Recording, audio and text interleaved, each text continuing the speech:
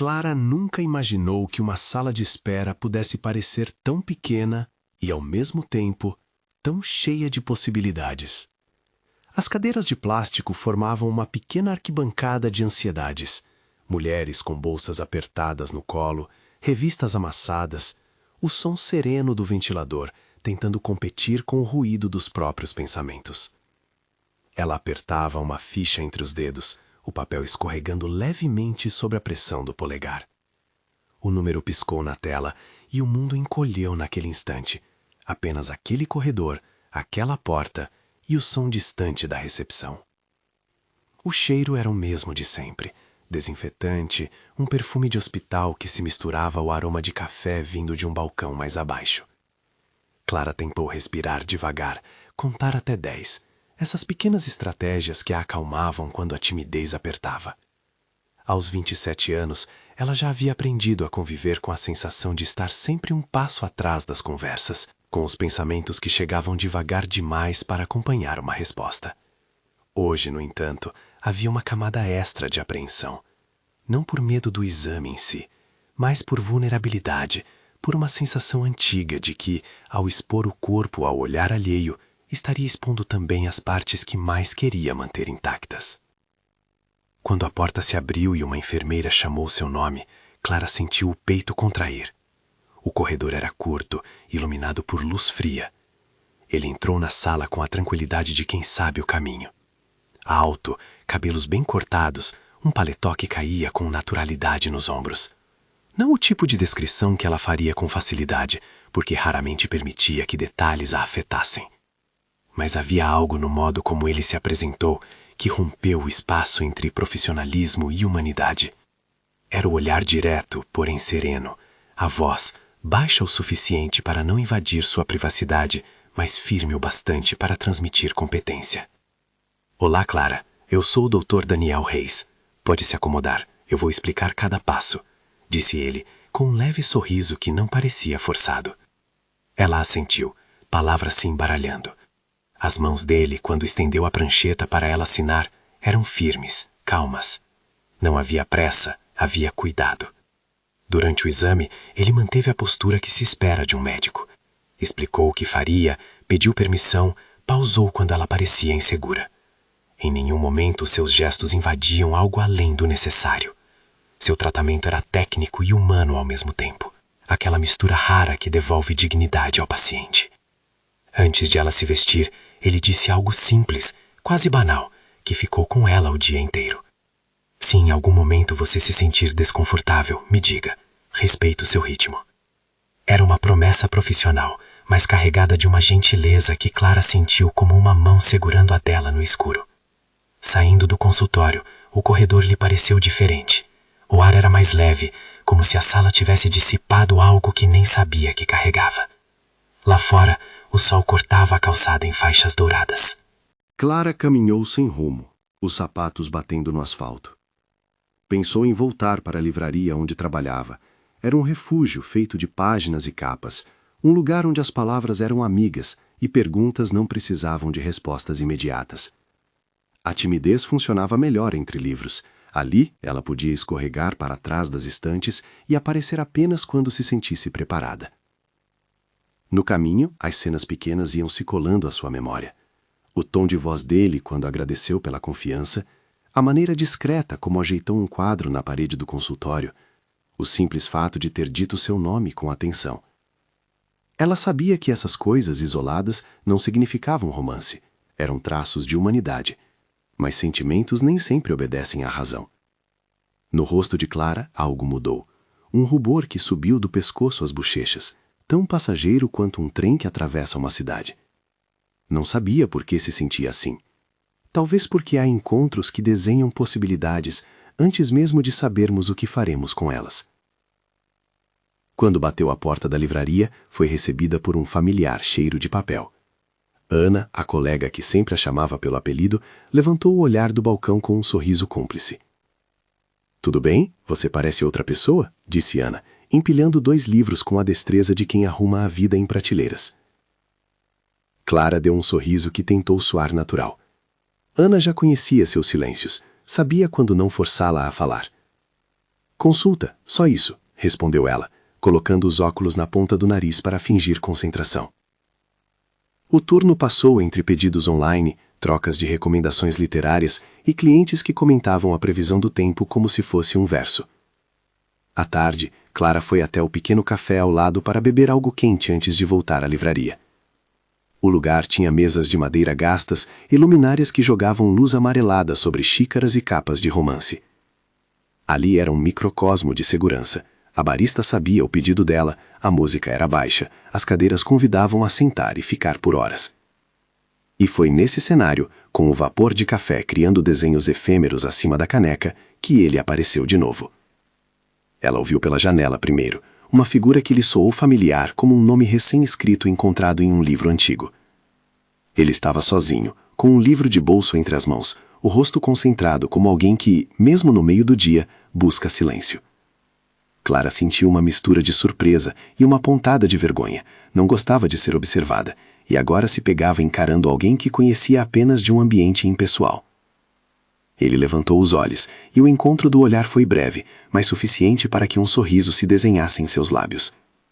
Não havia surpresa forçada, o reconhecimento foi natural, quase casual.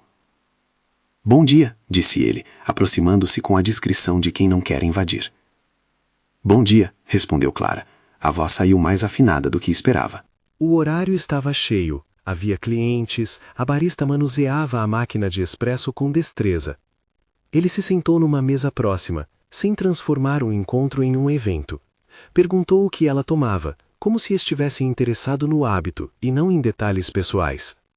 Conversaram sobre o livro que ele lia, um título de ficção histórica que mencionava decisões difíceis e segredos familiares.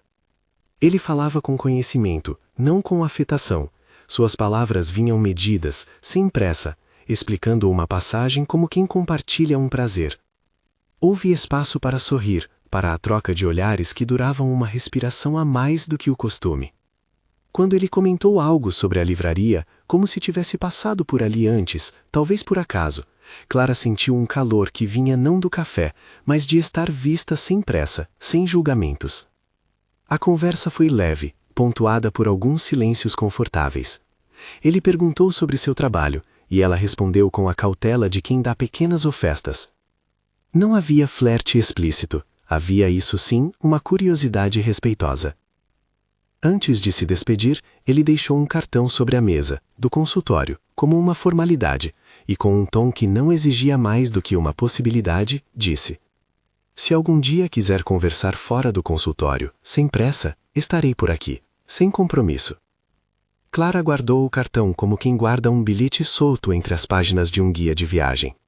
Aquilo poderia ser apenas gentileza, ou algo que se transformaria em algo mais. Ela não sabia. Voltou ao trabalho com os pensamentos mais leves, e aquela leveza parecia uma janela aberta num quarto abafado. Se essa história está fazendo sentido para você, curta e deixe nos comentários uma vez em que a timidez quase te impediu de aproveitar algo bonito. Os dias seguintes ganharam pequenos episódios que, somados, desenharam uma rotina de encontros casuais. Daniel frequenta o café de vez em quando, passa pela livraria e às vezes pergunta por um título raro que lhe chama a atenção. Em outras ocasiões, cruza com Clara na rua e sorri como se cumprimentasse um vizinho. Nada grandioso, mas consistente. Para Clara, aquilo era novo, a presença discreta de alguém que não exigia respostas, apenas proporcionava companhia em ocasiões ordinárias. No trabalho, as horas caminhavam entre clientes e reorganização de prateleiras. Miguel, o dono, gostava de brincar com pequenas intrigas românticas, oferecia livros como se fossem conselhos e sempre fazia comentários que envolviam um olhar terno para Clara. "Você deveria aceitar mais convites", dizia ele, entre caixas de exemplares novos. "Às vezes, a vida é só um pouco mais gentil quando a gente deixa." Ela ria por educação.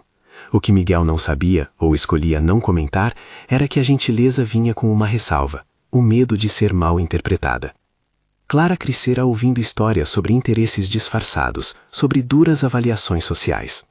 O mundo possuía uma voz sutil que sussurrava que pessoas com poder poderiam ver os outros como peças, não como pessoas. Ela trazia para cada sorriso recebido a vigilância de quem sabe que o mundo pode ser leviano. Enquanto isso, Daniel mostrava camadas que escapavam ao vislumbre superficial. Em conversas rápidas, ele falava de hospitais comunitários que apoiava, de centros de saúde que tentava fortalecer com doações e do tempo que reservava para ensinar jovens médicos. Não ostentava riqueza, falava de projetos com a atenção de quem toca algo frágil e não quer quebrar. Houve um momento em que, ao mencionar um congresso internacional, Clara sentiu a curva de sua voz revelar algo mais, a responsabilidade de quem lidera, e a solidão que às vezes vem junto com posições de influência. Mas a riqueza de Daniel ainda era apenas uma suspeita vaga, um conjunto de indícios espalhados aqui e ali. Ele não a mencionava, não havia bens exibidos em conversas, nada que sugerisse uma vida de excessos. Para Clara isso era reconfortante. Ele parecia um homem para quem a vida profissional era um compromisso sério, e a presença humana uma prioridade. A normalidade desses encontros começou a se fraturar numa tarde cinzenta. Um cliente passou pela livraria e deixou sua mesa digital com notícias abertas. Uma manchete piscou na tela sem pedir permissão aos olhos de quem estava por perto. Era um artigo sobre uma fundação, uma foto de gala e um nome destacado: Daniel Reis. O título falava de uma lista de doadores e de um investidor bilionário cuja fortuna havia sido usada em obras públicas. O retrato ao lado da matéria mostrava o mesmo rosto que havia conversado com Clara sobre livros na semana passada, agora sob luzes diferentes, num contexto que vinha acompanhado de cifras e status. O mundo de Clara deu um leve giro. Não era apenas descobrir que ele tinha dinheiro, era enfrentar o que esse fato fazia em seu corpo. Um frio, uma súbita necessidade de reduzir, de se tornar menor para não ser vista como interesse. As vozes internas que falavam de desigualdades, de motivos velados, reapareceram com força. Ela se sentiu ridícula, como se a imaginação tivesse a capacidade de tramar histórias que não existiam. E, no entanto, o medo não era irracional. Era a memória coletiva de humilhações alheias, de episódios em que personificações de riqueza tratavam pobres como anteparos para boas fotos. Clara tentou tocar o celular com as mãos trêmulas. Havia uma mensagem não lida, um simples alô que ela não sabia como responder agora. Abriu a matéria para ler com mais calma. O texto descrevia doações, investimentos em saúde, o histórico empresarial dele. A linguagem era eficiente, quase glacial, transformando um médico e sua generosidade em números e títulos. Ela fechou a tela com força, como se pudesse lacrar a informação para que não entrasse. Nos dias que se seguiram, sua resposta foi natural: afastamento. Evitou o café, passou a trabalhar com um fone de ouvido que servia de escudo e inventava tarefas que a mantinha ocupada até o fim do expediente. Quando via Daniel passando pela vitrine, desviava o olhar como quem evita um espelho que revela algo que não quer ver. Entre colegas, inventou desculpas leves sobre horários e compromissos. Por fora, sua vida seguiu a rotina, mas por dentro havia uma batalha entre o desejo de se aproximar e o pavor de que sua presença fosse interpretada como mercenária. Ele não desapareceu de imediato. Mandou mensagens que à primeira vista eram tão simples quanto antes. Um comentário sobre um livro, uma pergunta sobre o horário da livraria. Cada notificação era uma provocação. Ela sentiu a tentação de abrir, de responder com um "vai ficar tudo bem", e depois fechava a tela. Para Daniel, houve uma calma que de longe parecia respeitosa. Ele não insistia, não pressionava. Nas poucas vezes em que se aproximou, seu tom era amistoso, mas recuado, como se entendesse que algumas portas deveriam ser abertas apenas se a outra pessoa batesse primeiro. A transformação interna de Clara foi uma mistura de culpa e alívio. A culpa vinha do medo de ter desistido de algo por uma assunção, de ter decidido por ambos. O alívio vinha da sensação de se proteger, de manter sua autonomia intacta. À noite, ela remexia as palavras dentro da cabeça, procurando respostas em clássicos que lia para se entender. O conflito ganhou por vezes formato de poesia. Se amar era aceitar a própria imperfeição, por que então era tão difícil acreditar que alguém pudesse escolher sem motivo oculto? No meio dessa inquietação, houve um pequeno gesto de Daniel que a fez repensar. Uma manhã, enquanto ela organizava caixas no depósito da livraria, um envelope deslizou pela fresta da porta. Não era um cartão comercial. Dentro havia apenas uma nota manuscrita. Nada extenso, apenas algumas linhas escritas com cuidado. Clara, entendo seu recuo. Só quero que saiba que te vejo como pessoa, não como qualquer outra coisa. Quando quiser, podemos conversar. Sem pressa, sem expectativas. D. Ela segurou aquele papel como se fosse frágil, e foi. A caligrafia não dizia riqueza nem ascensão, dizia alguém que tentava, com linguagem simples, atravessar uma barreira. Foi esse gesto que a fez sentir algo novo, a possibilidade de que nem todo vínculo com alguém conhecido por sua fortuna nasce de interesse. Mas ao mesmo tempo o receio persistia, porque aceitar a nota significava abrir uma porta que talvez não conseguisse fechar. E Clara sempre temera não apenas abrir, mas explicar por que havia escondido suas razões. Os dias se tornaram uma dança miúda entre presença e ausência. Daniel aparecia em momentos discretos. Uma doação ao centro comunitário sendo mencionada em voz baixa, uma palestra sobre saúde pública anunciada num folheto. Nada que gritasse ostentação. Para Clara, isso era ao mesmo tempo reconfortante e confuso, porque sua mente insistia em transformar tudo em dilemas. Uma tarde, um telefonema inesperado mudou o ritmo de sua respiração. Ana havia marcado um encontro com amigos após o expediente e, por impulso, convidou Clara. Era raro aceitar convites, mas naquele dia ela concordou. Riram, compartilharam histórias bobas e, por um instante, Clara esqueceu da tensão.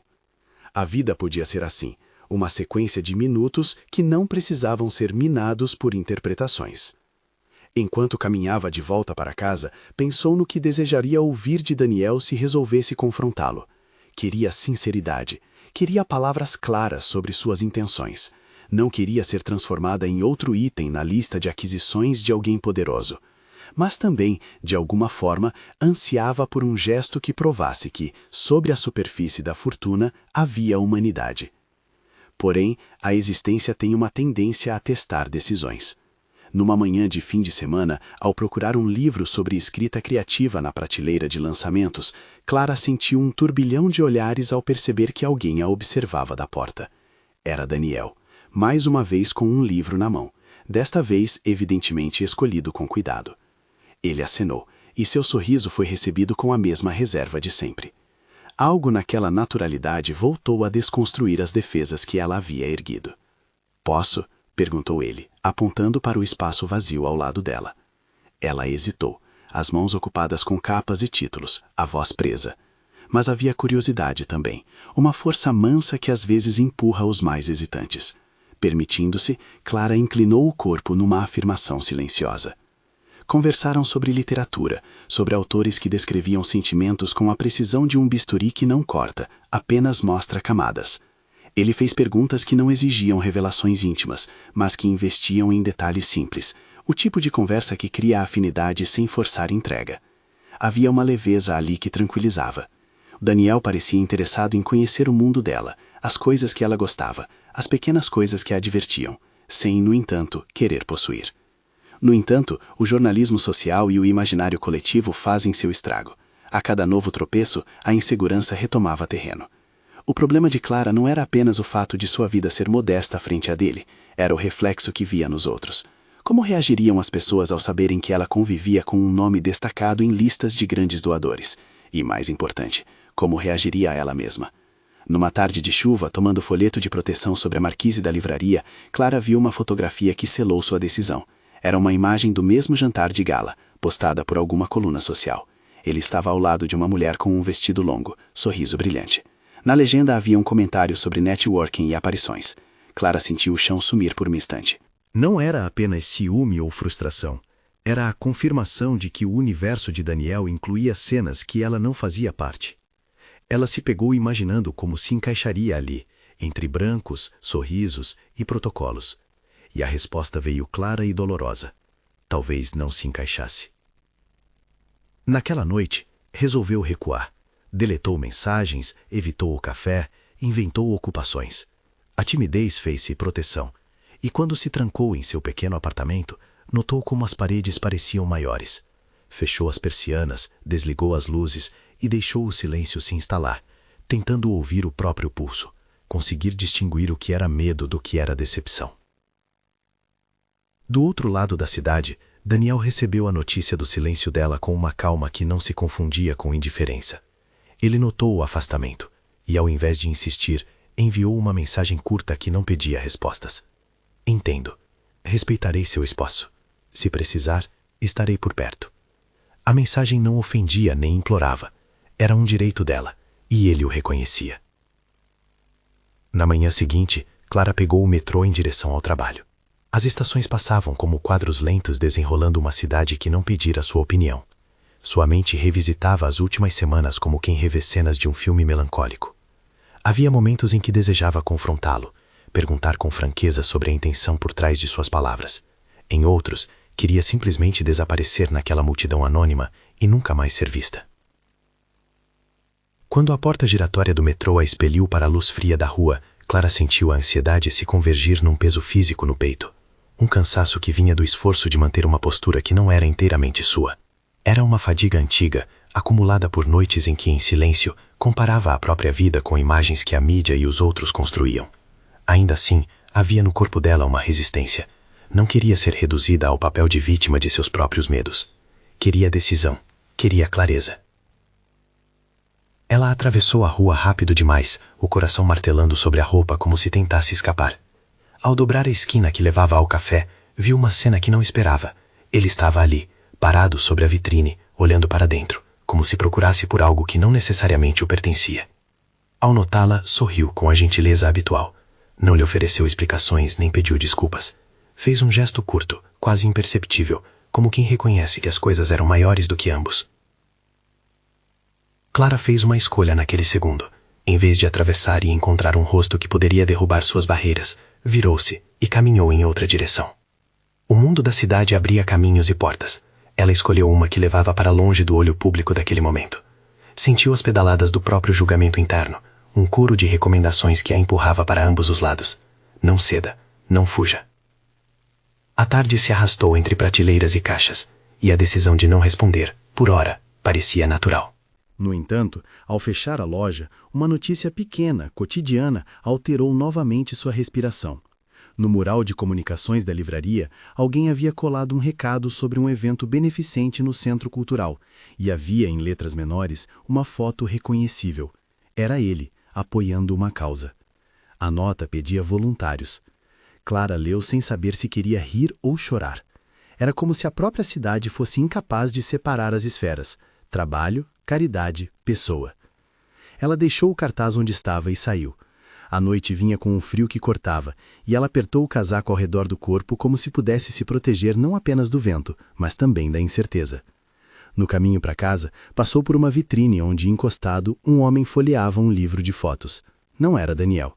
A cena era comum, rotineira, e trazia de volta um consolo mínimo. A vida continuava sem grandes rupturas, mesmo que em seu íntimo houvesse terremotos. Quando entrou em casa, fechou a porta e encostou a testa contra a madeira. Era estranho como um encontro poderia mover tanto. Havia possibilidades que ela gostaria de explorar, mas também havia limites que não podia ultrapassar por medo de perder a própria integridade. A timidez já fora, em muitos momentos, sua melhor ferramenta de proteção. Agora parecia um obstáculo para algo que poderia ser belo se tratado com cuidado. Na noite seguinte, um envelope discretamente deslizou debaixo da porta da livraria. Clara pegou, abriu e encontrou algo tão simples quanto perturbador. Um convite para um evento cultural patrocinado pela fundação dele.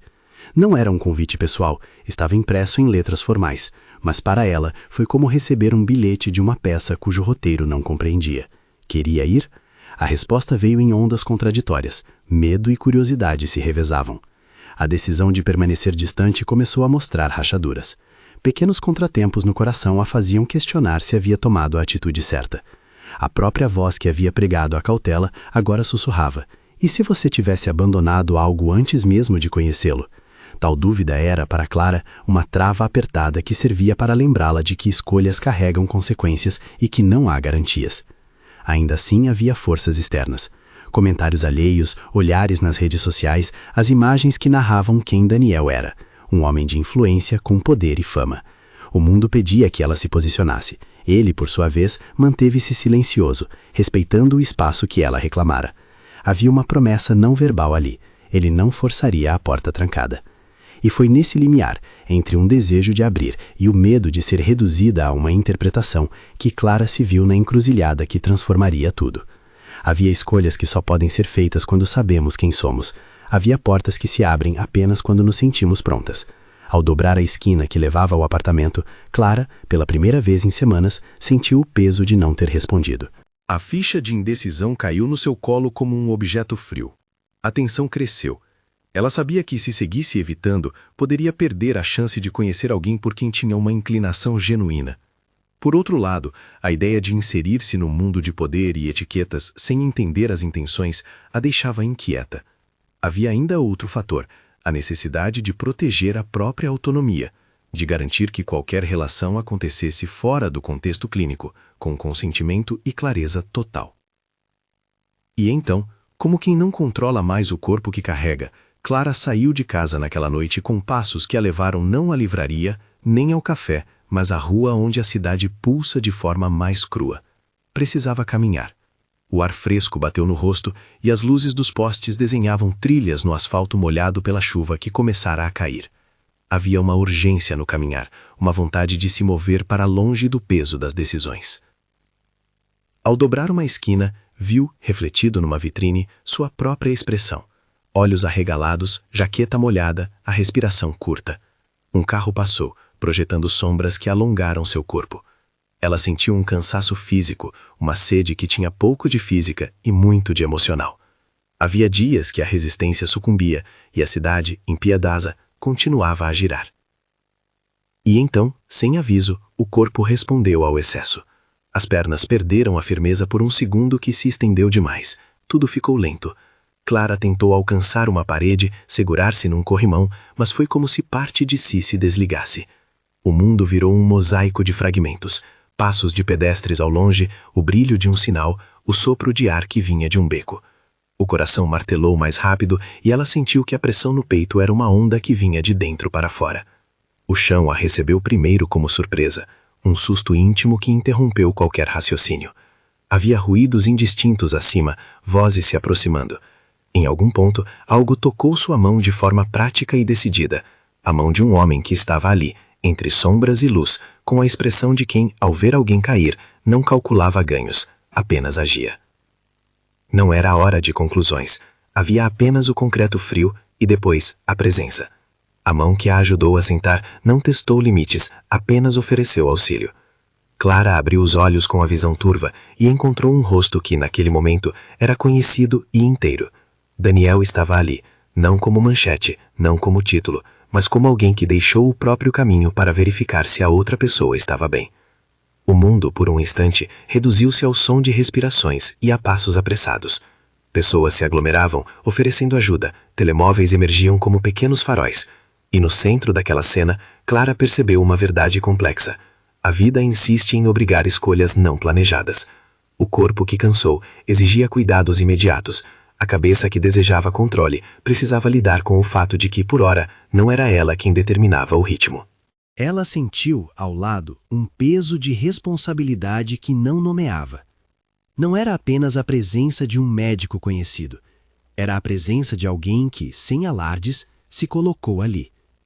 Perguntas que antes povoavam seus pensamentos, sobre intenções, sobre sinceridade, desceram por um momento ao segundo plano, diante da necessidade básica de apoio. Quando uma voz chamou por uma ambulância e alguém trouxe um cobertor, Clara percebeu que, naquele instante, as questões sobre status e fortuna pareciam distantes. O corpo tinha suas urgências próprias e a cidade, com sua pressa, garantia que elas fossem atendidas. Ainda não era hora para decisões, era hora para existir, para deixar que o cuidado chegasse sem condições. Ela fechou os olhos, sentindo a respiração ser conduzida por mãos profissionais, cujo foco era a testa suada, os pulsos e o ar que faltava. E enquanto a sirene da ambulância se aproximava, havia algo inegável. A presença que antes a fazia indagar motivos, agora a mantinha na superfície, respirando, resistindo. A sirene cortou a noite como uma linha que separa o antes do depois. No banco de trás da ambulância, O ar era um misto de cheiro de desinfetante e a metáfora dura do corpo que precisava ser cuidado. Clara despertou aos poucos para vozes firmes, perguntas práticas e a compressa fria na testa. O mundo ainda parecia pesado, mas havia a clareza absurda de que, por enquanto, não precisava decidir nada além de respirar. No pronto-socorro, lâmpadas brancas transformavam tudo em precisão. Profissionais se moveram com a cadência de quem conhece urgências. Um médico de plantão avaliou os sinais, fez exames rápidos e falou em termos que misturavam técnica e tranquilidade. Daniel permaneceu à margem, presente sem tomar o lugar de ninguém. Quando o enfermeiro perguntou se havia alguém responsável, ele disse, com voz controlada: "Sou conhecido dela. Posso ficar até que tudo esteja em ordem." Não pediu que ficasse sob seu cuidado, não assumiu autoridade. Deixou que os protocolos acontecessem, que o cuidado viesse de equipe adequada ao caso. Enquanto esperavam os resultados, Clara vagamente percebeu rostos, o relógio marcando minutos que se arrastavam. Quando a confusão passou, quando os sons ficaram menos agudos, ela teve a coragem de procurar um olhar conhecido. Daniel estava ali, sentado numa cadeira dura, as mãos entrelaçadas sobre um casaco que parecia ter pertencido a outra vida. Ao vê-lo, a primeira reação foi a mescla de alívio e vergonha. Alívio por não estar sozinha, vergonha por ter precisado de socorro. "Desculpe", murmurou ela, a voz ainda fina. "Não peça desculpas", ele respondeu. "Você fez bem em aceitar ajuda." Aquele cuidado foi simples, humano e não pediu pagamento em troca. Havia ali a firmeza de quem sabe quando intervir e quando recuar.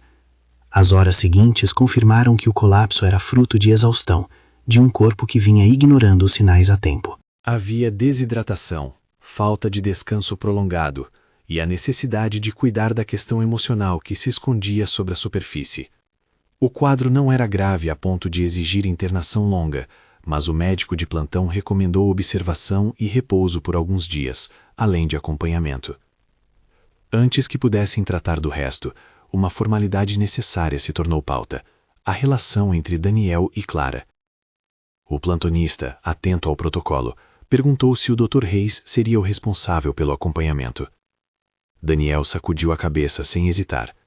"Não, quero apenas garantir que ela receba todo o cuidado. Tenha um contato que pode ajudar, mas não vou assumir o caso. Prefiro me manter como presença que apoia fora da parte clínica." A frase soou como promessa e respeito. Para Clara, foi um gesto tão significativo quanto qualquer confissão futura. Ele demonstrava que sabia separar as esferas. A sensação de ser vista como humanidade cresceu, não por poder, mas por escolha. Os dias de observação foram pontilhados por visitas de amigos de Clara que descobriram o ocorrido e de mensagens contidas. Ana apareceu com uma sacola cheia de revistas de palavras cruzadas e bolachas caseiras. Miguel mandou uma caixa de chá. No hospital, o tempo parece curvar-se. Há mais espaço para falar, para pensar, para o diálogo que as rotinas apressadas costumam portar.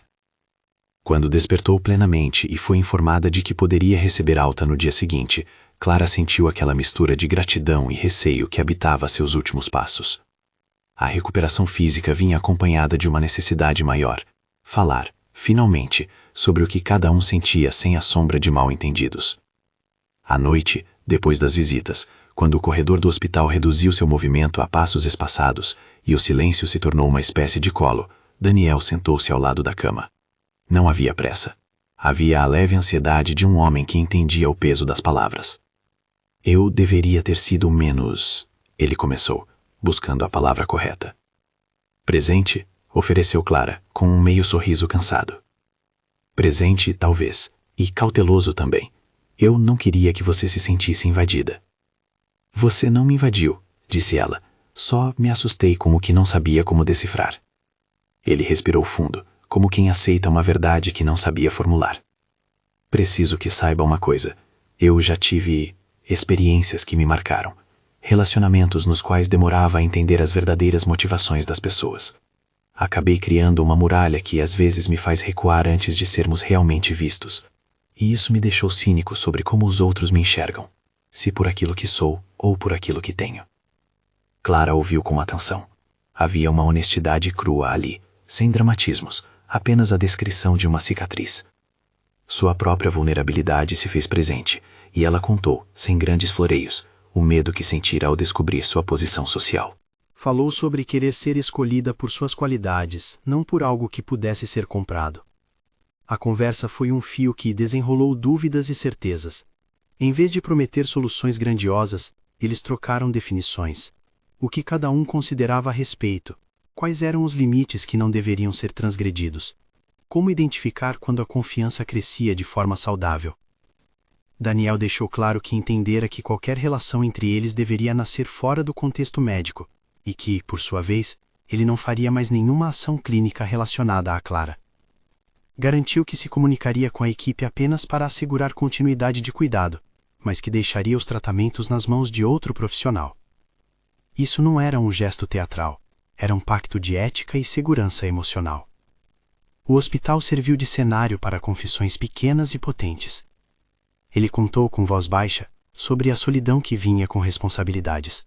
Explicou que o dinheiro não só o isolara socialmente, mas o colocara em situações onde aprender a confiar fora do circuito de interesses foi difícil.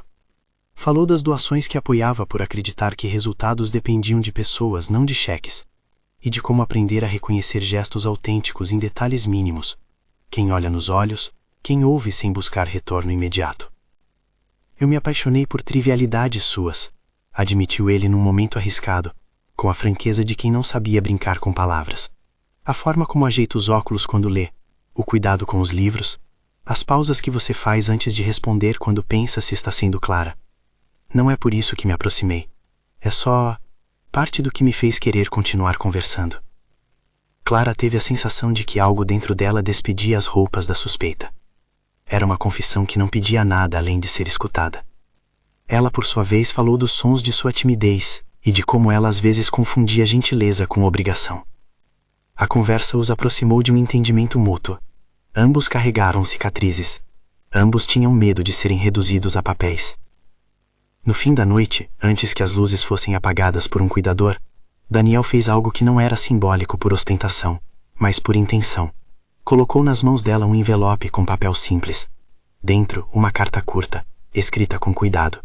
Não era um pedido, não era uma promessa, era uma oferta de tempo e respeito. Quando sair, podemos falar com calma, sem pressa. Eu não quero que você se sinta pressionada por minha presença. E se meu silêncio for a coisa certa, aceitarei. Daniel. Clara guardou a papel entre as roupas, como se fosse um mapa que poderia orientar passos futuros. A alta foi um alívio e um desafio. Sair do hospital significava retomar as pequenas decisões do dia a dia, mantendo agora o peso de escolhas mais amplas. Antes dela ir, ficou acertado algo importante.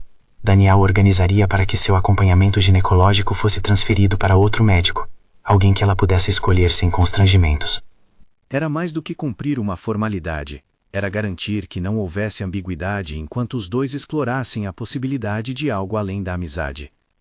No retorno ao apartamento, o silêncio que a aguardava não era o mesmo vazio de dias anteriores. Havia um espaço aberto, menos ansiedade, mais perguntas reais. Clara começou a reorganizar sua rotina, fazendo pequenas concessões que não representavam rendição, mas decisão. Aceitou, por exemplo, que um amigo próximo a acompanhasse a um exame de rotina subsequente, uma escolha prática para garantir a autonomia. Com o tempo, a conversa com Daniel migrou para mensagens mais frequentes, mas sempre pautadas pela clareza. Ele perguntava sobre seus limites, combinava visitas que não invadissem seu espaço e, quando sugeriu encontros fora da vitrine da cidade, jantares simples, passeios por feiras de livros, uma ida ao cinema, o fez com a paciência de quem compreende que a confiança precisa ser construída. Em nenhum momento houve pressão. Quando Clara precisava de espaço, ele aceitava. Essa constância discreta começou a desarmar as defesas que antes pareciam intransponíveis. Houve um episódio que representou a fragilidade dos dois. Numa tarde chuvosa, um telefonema trouxe lembranças de uma antiga relação de Daniel. Um ex-sócio havia feito um comentário público sobre a dificuldade de distinguir lealdade em pessoas ao redor dele. A manchete circulou e a cidade tentou resgatar narrativas prontas. Clara leu o que pôde e, em vez de se sentir excluída ou diminuída, sentiu um impulso de concretude, a vontade de entender além do que o jornal podia dizer. Foi ali, conversando por horas ao telefone com chuva estalando no telhado, que Daniel contou sem rodeios sobre um amor do passado que terminara por interesses velados. Não falou para justificar nada, falou para mostrar um homem que havia aprendido, às vezes de forma dura, a valorizar a transparência.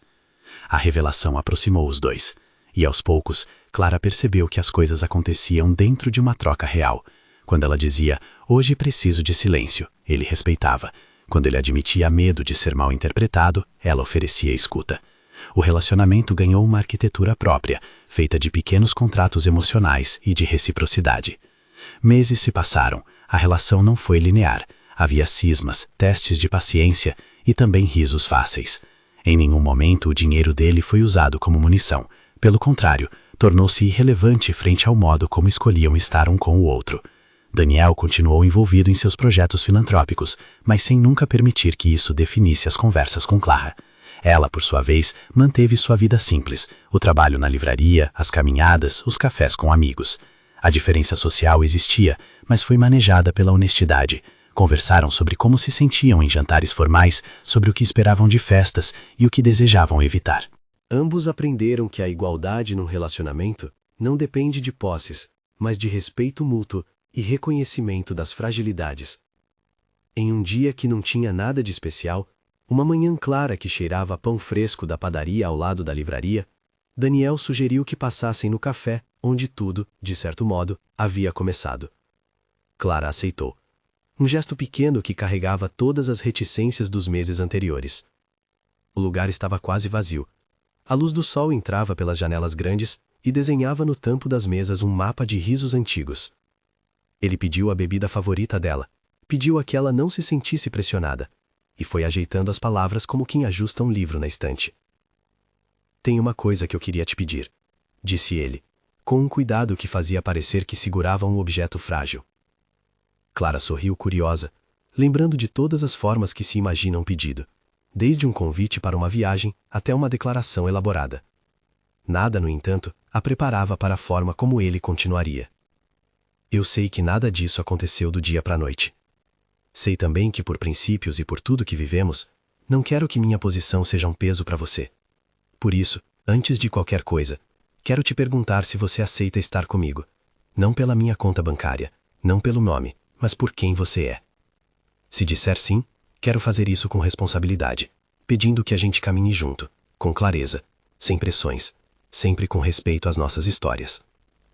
Houve silêncio. O som mais alto naquele instante foi o tilintar de uma colher numa xícara. Clara observou o rosto dele. Havia ali uma mistura de esperança e contenção. Ela sentiu as memórias dos meses passados, o cuidado depois do colapso, as conversas transparentes. Lembrou-se de si mesma, dos passos delicados que dera para aceitar que poderia ser amada por inteiro. Sim, respondeu ela, simples e firme. Quero tentar. Quero ser escolhida por quem eu sou. As palavras foram um alívio e um começo. Eles selaram aquilo com um abraço que foi pedido e dado. As mãos se encontraram com consentimento explícito, e o toque foi doce, sem pressa. Nada ali sugeria pressa ou posse. Havia, ao contrário, a decisão consciente de duas pessoas que optavam por permanecer. Algumas semanas depois, em um gesto que não foi espetáculo, mas que teve o peso simbólico de quem faz escolhas públicas, Daniel voltou ao café onde a história começou. Não era um ato de ostentação. Chamou Miguel e Ana, convidou poucos amigos e pediu a Clara que chegasse por último.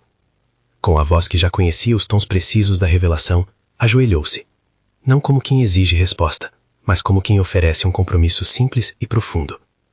Propôs que passassem a dividir planos, responsabilidades, alegrias e medos. Pediu que ela fosse sua noivada, não por rótulo social, mas por vontade de construir uma vida conjunta. Clara, ao vê-lo daquela forma, sentiu a alegria que brota quando se encontra algo que se escolhe com liberdade. Aceitou o pedido. O anel que apareceu em seguida não era obra de extravagância, mas de sentido, desenhado para representar duas páginas que se unem, minimalista como os gostos dela, feito para caber numa vida compartilhada. Aceitar foi, antes de tudo, afirmar que a escolha veio depois de pensamento, diálogo e cuidado ético. A partir dali, os símbolos se alinharam com a prática. Não houve mudança abrupta. Ela manteve seu trabalho, ele continuou seus projetos. As festas não transformaram a relação em espetáculo, e os momentos íntimos foram pautados por consentimento e respeito. Quando algum detalhe do passado ou da condição social surgia como incômodo, conversavam. Não houve mais suposições sem pergunta. A diferença econômica simplesmente passou a ser um detalhe em uma equação maior, a soma daquilo que ambos queriam proteger. Anos depois, em outra manhã de sol parecido, eles retornaram ao café pela manhã. Sentaram-se no mesmo canto e, entre goles e livros, riram de como tudo, desde a ficha na sala de espera até o envelope deslizado por baixo da porta, podia caber numa narrativa que se transformou. Havia ali um conforto, nada ali apressara corações, nada ali prometera milagres. O amor que se instalou foi feito de escolhas repetidas, gestos cotidianos e a coragem de se ver sem máscaras. Quando perguntavam a Clara se havia sido difícil confiar, ela respondia com a calma de quem teve tempo de aprender. Foi preciso coragem para continuar, mas ele me mostrou em tudo o que fez que estar comigo não era um investimento, era uma escolha. E quando perguntavam a Daniel sobre o que o fazia permanecer, ele falava da leveza que encontrou em dividir seu tempo com alguém que não se impressionava com o status, mas que se importava com as coisas simples. Um livro bem lido, uma receita testada, o silêncio partilhado num domingo. A história deles não virou mito na cidade. Tornou-se isso sim uma lembrança discreta, de como se temer o que é diferente e depois se permitir pode desembocar em cuidado mútuo. O dinheiro de Daniel continuou a financiar programas que considerava importantes, e Clara seguiu trabalhando com a mesma paixão por livros. Havia, claro, desafios, diferenças de opinião, episódios de insegurança que ambos precisaram enfrentar. Mas a base era outra. Havia ética, havia honestidade e havia o reconhecimento de que, acima dos títulos e das manchetes, haviam duas pessoas que escolheram permanecer. Se gostou desta história, inscreva-se no canal e compartilhe com quem aprecia narrativas sobre escolhas e segundas chances.